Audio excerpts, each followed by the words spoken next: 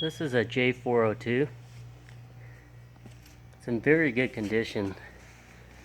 There's no dings or scratches. Those are like paint marks on the can. The whole engine is in pristine condition. The exhaust cone isn't discolored at all. I don't think it's ever ran. And the turbine wheel looks like a brand new casting. I'll go ahead and I'll spin the compressor. It spins freely.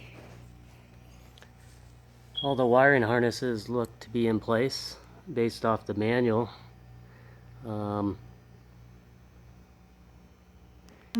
This would be where the start air is introduced to start the engine. What I did notice is missing is an exciter or the igniter.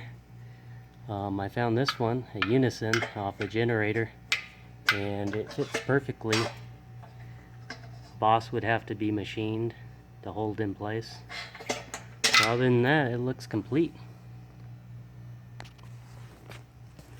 It does come with a full manual on how to operate the engine, run the engine,